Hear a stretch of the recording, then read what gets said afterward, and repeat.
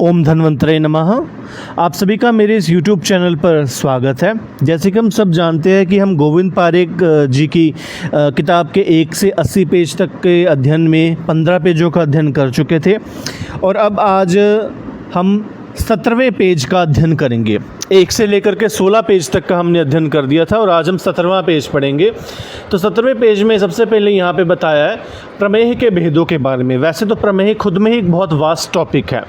इन 80 pages में जो उन्होंने सारांश दिया है आयुर्वेद का, वो हर एक विषय खुद ही में एक सवाल बनने का टॉपिक है, बहुत वास्ट टॉपिक है। तो उनमें से जो प्रमेह की बात कीजिए तो प्रमेह में प्रॉबेबली सवाल किस किस तरह के बन सकते हैं, वे कुछ तरह के पॉइंट्स यहाँ दिए गए हैं। तो सबसे पहले यहाँ पे बताया गया प्रमेह के भेद। अब जो आचार्य चरक हैं वो प्रमेह के भेदों का वर्णन किस तरह से करते हैं। अब देखिए, प्रमेह डायरेक्टली डायबिटीज़ मेलाइटस नहीं है। प्रमेह का भेद है वातज प्रमेह, और वातज प्रमेह में भी अंतिम जो वातज प्रमेह का भेद है वो है मधुमेह। जैसे कि हम सब जानते हैं कि कफज प्रमेह जो है, प्रमेह मुख्यतः 3 प्रकार का है, कफ, पित्त और वात। संख्या के आधार पर है, क्योंकि सबसे ज़्यादा कफज प्रमेह है, 10 वो है, फिर 6 है पित्तज प्रमेह, फिर उसके बाद 4 जो है सबसे कम वातज प्रमेह है। ठीक है, तो जो 10 सबसे पहले जो है उदक में से प्रारंभ होता है, जिसका हम कोरिलेशन हम डायबिटीज़ इंसिपिडस से कर सकते हैं। तो ऐसा कहा जाता है कि जो प्रारंभ से शुरू होकर उदक में से प्रारंभ होते हैं प्रमेह होना, ये जो लक्षण है ऑन एंड ऑफ जो है पेशेंट में कभी माइक्रो लेवल पर या मैक्रो लेवल पर दिखते हैं। तो स्टेप बाय स्टेप करते हुए पहले कफज प्रमेह के 10 भेद, फिर पित्तज, और अंत में जो वातज प्रमेह का जो चौथा हिस्सा है, जो चौथा भाग है, यानी मधुमेह, अंत में मधुमेह आता है। यानी कि वो सारी स्टेजेस पार कर लेने के बाद जो है वो लास्ट स्टेज मधुमेह की आती है। सो जो वातज प्रमेह का जो 4th भेद है वो है मधुमेह, डायबिटीज़ मेलाइटस। सो इस तरह से जो है वो यहाँ तक जो है वो इस स्टेज तक पहुंचकर मधुमेह कहलाता है। सो प्रमेह के भेदों की बात कीजिए तो आचार्य चरक ने मुख्य रूप से प्रमेह 2 प्रकार के बताए हैं। एक बताया है स्थूल प्रमेही और दूसरा बताया है कृश प्रमेही।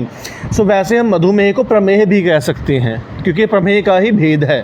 प्रमेह जैसे कि प्रकर्षेण प्रभूतम मूत्र त्यागम करोति यसिमन रोगस प्रमेह, कि प्रकर्षेण बार बार प्रभूत मात्रा में जो मूत्र त्याग करे, यानी कि पॉलीयूरिया, नॉक्टियूरिया, ये symptom one of the cardinal feature है डायबिटीज़ का, तो उसे हम प्रमेह कहते हैं। आचार्य चरक ने मुख्य रूप से स्थूल व कृश प्रमेही बताया है। ठीक है, प्रमेही 2 प्रकार के हैं, एक जो ओबीज़ हैं और एक जो थिन है, कृश हैं। फिर आचार्य सुश्रुत की बात आती है, जिन्होंने सहज प्रमेह और अपथ्य निमित्तज प्रमेह बताया है। एक जो कि जेनाइटल है, यानी कि बाय बर्थ है, कंजेनाइटल, सहज, जन्म से ही है, वो है सहज प्रमेह, जिसे हम कृश प्रमेह भी कहते हैं। और दूसरा है अपथ्य निमित्तज। अब देखिए, सहज प्रमेह का जो है वो हम उसको टाइप 1 डायबिटीज़ मेलाइटस से कोरिलेट कर सकते हैं। डायबिटीज़ मेलाइटस के भी 2 प्रकार के भेद हैं, टाइप 1 एंड टाइप 2। ठीक है, आप अपनी मॉडर्न किताबों को रेफ़र कर सकते हो और डिटेल के लिए। ठीक है, हैरिसन या रॉबिन्स या हर्ष मोहन ऑफ पैथोलॉजी, इसको रेफ़र कर सकते हैं। तो जो सहज प्रमेह है यानी कृश प्रमेह है, उसे कहते हैं टाइप 1 डायबिटीज़ मेलाइटस। और दूसरा जो है, जो कि एक्वायर्ड हम करते हैं, एक है कंजेनाइटल, दूसरा है एक्वायर। तो जो एक्वायर करते हैं वो अपथ्य निमित्तज, वो कंजेनाइटल नहीं होता, बट जो अपथ्य का सेवन यदि हम करते हैं उसमें अपथ्य निमित्त बनता है, जो कि स्थूल प्रमेही होता है, टाइप 2 डायबिटीज़ मेलाइटस, जो कि बहुत कॉमन है कि ओबीज पेशेंट में जो रहता है। फिर उसके बाद बात आती है कफज प्रमेह की। कफज प्रमेह के कितने भेद हैं। अब देखिए, कफज प्रमेह में सबसे पहले आचार्य सुश्रुत ने क्या बताया है। आचार्य सुश्रुत बतलाते हैं सुरा में, पिष्ट में, लवण में और फेन में, ये आचार्य चरक से पृथक मानते हैं। आचार्य चरक ने जो 10 कफज प्रमेह माने हैं वो एक बार आप देख लीजिएगा माधव निदान से या चरक संहिता से सॉरी। और वो जो 10 प्रमेह हैं उनसे अलग आचार्य सुश्रुत ने क्या माना है, ये सवाल बन सकता है। और वो माने हैं सुरा में है, पिष्ट में है, लवण में और फेन में। ये आचार्य चरक ने नहीं माने, आचार्य सुश्रुत ने माने हैं। ठीक है, फिर उसके बाद आता है आचार्य वाग्भट का। आचार्य वाग्भट ने आचार्य चरकोक्त शीत में व लाला में को मानते हुए शेष सुश्रुत का अनुसरण किया है। अब आचार्य वाग्भट का क्या मत है। आचार्य वाग्भट सारे ही कफज प्रमेहों को आचार्य सुश्रुत मतानुसार मानते हैं, बट जो आचार्य चरकोक्त शीत में है व लाला में है वो आचार्य चरक का रेफरेंस उठाते हैं। सो आचार्य वाग्भट ने दोनों का रेफरेंस लिया, आचार्य सुश्रुत का भी और आचार्य चरक का भी। ठीक है। आचार्य माधवकर जो है माधव निदान में जो वो आचार्य वाग्भट का अनुसरण करते हैं। सो इस प्रकार से यह बताया गया कि किस आचार्य ने कौन सा प्रमेय बताया है, कौन सा नहीं बताया है, किसने किसका अनुसरण किया है, सवाल इनमें से भी बन सकता है। तो ये ध्यान से आप याद रखिएगा, ये कफज प्रमेय के बारे में। अब बारी आती है पित्तज प्रमेय की। पित्तज प्रमेय में आचार्य सुश्रुत ने जो आचार्य चरकोक्त काल में नहीं माना है, काल में ही की जगह अम्ल में ही माना है। तो यदि सवाल ऐसा आ जाए कि काल में ही किसने माना है, वहाँ पे ऑप्शन आएगा आचार्य चरक, आचार्य सुश्रुत, आचार्य माधवकर, आचार्य वाग्भट। तो वहाँ पे आचार्य सुश्रुत की जगह आचार्य चरक आएगा और अम्ल में ही की जगह आचार्य सुश्रुत आएगा, आचार्य चरक नहीं आएगा। ये सवाल याद रखिएगा।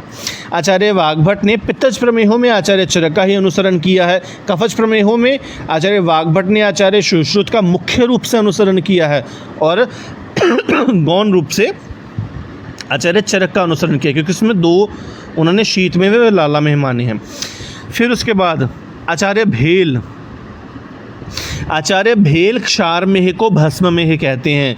सो बात आ जाए कि भस्म में ही किसने माना है, सवाल ऐसा भी आ सकता है। तो उसमें नाम आएगा आचार्य भेल का।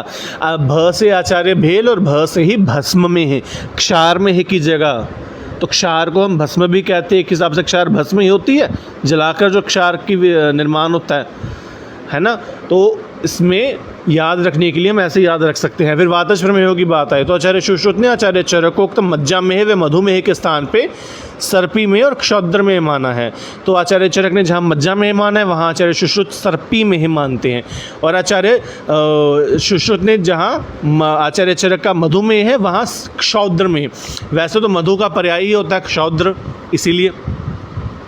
फिर यहाँ भी आचार्य वाग्भट आचार्य चरक का ही अनुसरण करते हैं, बट सिंपल सी बात है, कफज प्रमेयों में वो आचार्य सुश्रुत का कुछ ज़्यादा अनुसरण करते हैं, कुछ मुख्य रूप से अनुसरण करते हैं। सो इस प्रकार से ये आ गया, ठीक है। उसके बाद बात आती है प्रमेय की पीड़िकाएँ। प्रमेय के भेदों से सवाल अधिक आ सकते हैं यदि नैदानिक तौर पर देखा जाए, ठीक है। प्रमेय के भेदों से सवाल आ सकते हैं। और उसके बाद बारी आती है प्रमेय की पीड़िका की। अब पीड़िका में चिकित्सा की बात की जाए तो आचार्य चरक ने प्रमेय पीड़िका को शस्त्र साध्य बतलाया है, ठीक है। और आचार्य सुश्रुत ने बतलाया है धान्वंतर घृत का प्रयोग किया जाए, नवायस लौह का प्रयोग किया जाए, लौह अरिष्ट का प्रयोग किया जाए। पीड़िका की अवस्था अनुसार औषध से चिकित्सा की जाए और या शस्त्र से चिकित्सा की जाए। तो ये चिकित्सा में डिफरेंस आता है, केवल शस्त्र साध्य आचार्य चरक का मत आएगा और शस्त्र और औषध साध्य आचार्य सुश्रुत का। और औषध में भी कौन सा औषध माना है उन्होंने, धान्वंतर घृत, नवायस लौह, लौह अरिष्ट। ये थे प्रमेय और प्रमेय पीड़िका के संदर्भ में। उसके पश्चात बारी आती है कुष्ठ की, ठीक है। हम सब जानते हैं क्षुद्र कुष्ठ माना है और महाकुष्ठ भी माना है। कुष्ठ तो खुद ही में एक बहुत विस्तार वाला विषय है, पर यहाँ पे बताया गया है कुष्ठ के प्रकारों के बारे में। सबसे पहले 7 महाकुष्ठ हैं, फिर 18 क्षुद्र कुष्ठ हैं और असंख्य कुष्ठ हैं। 7, 18 और असंख्य भेद है। आचार्य सुश्रुत ने केवल 18 संख्या मानी है आचार्य, क्योंकि इसमें जो है 7 क्षुद्र कुष्ठ और जो 11 है वो 7 महाकुष्ठ और 11 क्षुद्र कुष्ठ माने हैं इस प्रकार से, ठीक है। इस तरह से 18 हो जाता है, तो डिफरेंट भेद करके आए हैं। आचार्य सुश्रुत ने आचार्य चरकोक्त मंडल व सिद्म महाकुष्ठ को क्षुद्र कुष्ठ में माना है, जबकि आचार्य चरक कहते हैं मंडल कुष्ठ इज डिफरेंट, सिद्म कुष्ठ इज डिफरेंट, ठीक है। और उसके बाद दद्रु और अरुण जो कुष्ठ है उसको महाकुष्ठ माना है, ठीक है। वैसे तो हम दद्रु जो को है उस दद्रु को तो हम क्षुद्र कुष्ठ में गिनते हैं, बट आचार्य सुश्रुत ने जो है इसे महाकुष्ठ में माना है, ठीक है। सो इस प्रकार से डिफरेंस आएगा, यही पॉइंट याद रखने वाले होते हैं। कुछ अलग जो होता है उसी से सवाल बनकर आता है, ठीक है। उसके बाद आचार्य चरक ने जो 7 प्रकार के महाकुष्ठ माने हैं उनमें नाम क्या है और दोषानुबंध क्या है। तो सबसे पहले कपाल जो कुष्ठ है वो वात प्रधान है। कपाल माने जो स्कल का हिस्सा रहता है, उससे उन्होंने कोरिलेट किया है, उपमा से दिया है। तो कपाल जहाँ होगा, कपाल मिट्टी का कपाल भी होता है, वो है ना जो हेमिस्फीयर शेप्ड रहता है थोड़ा, वो वात प्रधान है। औदुंबर यानी उदुंबर का फल लिया गया, तो औदुंबर से पित्त प्रधान रहता है। मंडल कफज है, कुष्ठ है। फिर है ऋष्य जीवक, यानी कि ऋष्य जीवक जो है, रीछ की जिह्वा के समान जो है, वो वात और पित्त है रहेगा उसमें, क्योंकि वो रुक्ष रहेगी और पित्त की उष्णता रहेगी उसमें। फिर है पुंडरीक, पुंडरीक मीन्स कमल के समान, पुंडरीक माने कमल, तो उसमें पित्त कफज रहेगा। फिर है सिद्धम कुष्ठ, वो वात कफज रहेगा। और काकणक कुष्ठ है वो त्रिदोषज रहेगा। इसी प्रकार आचार्य सुश्रुत ने अरुण कुष्ठ वो वाताधिक माना है। पुंडरीक व दद्रु जो है वो श्लेष्माधिक महाकुष्ठ है, ठीक है। और श्रेष्ठ जो महाकुष्ठ है वो पित्ताधिक कैसे होते हैं। सो इस प्रकार से ये डिफरेंस रहेगा जो कि हमने याद रखना है। उसके बाद बारी आती है महाकुष्ठ के बाद क्षुद्र कुष्ठ की। यहाँ पर आचार्य चरक का मत देखा जाए। आचार्य चरक ने कहा है एक कुष्ठ, चर्माख्य, किटिभ, विपादिका, अलसक, ये सब वात कफज हैं, क्योंकि इसमें लक्षण भी वात कफज रहेंगे अगर एक बार आप रिलेट करके देखें तो। फिर है दद्रु, चर्मदल, पामा, विस्फोट, शतारु, ये पित्त कफज रहेंगे। वात कफज में ड्राइनेस भी है, ऊजिंग भी होगी, इचिंग भी होगी, ठीक है। तो इसमें वात कफज सिम्टम रहेंगे जो कि एक कुष्ठ हो गया, किटिब हो गया, ये थोड़ा सोरियासिस से है। विपादिका जो है वो क्रैक हील से है। इसी समान अलसक और चर्माख्य भी हैं। फिर दद्रु, चर्मदल, पामा, विस्फोट, शतारु, इसमें पित्तज, बर्निंग सेंसेशन भी रहेगी, इचिंग भी रहेगी, तो पित्त कफज रहेंगे। और विचर्चिका, विचर्चिका में ऊजिंग स्पेसिफिकली रहेगी और इचिंग भी प्रधान रहेगी। तो विचर्चिका का जो है वो कफज, कफ प्रधान एक कुष्ठ रहेगा, ठीक है। तो विचर्चिका को हम थोड़ा एक्जिमा से रिलेट कर सकते हैं, ठीक है। उसके बाद हमारे पास जो है वो अगला हमारे पास आता है आचार्य सुश्रुत का मत। आचार्य सुश्रुत क्या मानते हैं। आचार्य सुश्रुत जब जो क्षुद्र कुष्ठ के बारे में क्या कहते हैं, एक कुष्ठ रक्सा, अभी रक्सा डिफरेंट है, वहाँ एक कुष्ठ, चर्माख्य, किटिब, विपादिका, अलसक, ये आचार्य चरक का मत था जो कि वात कफज था।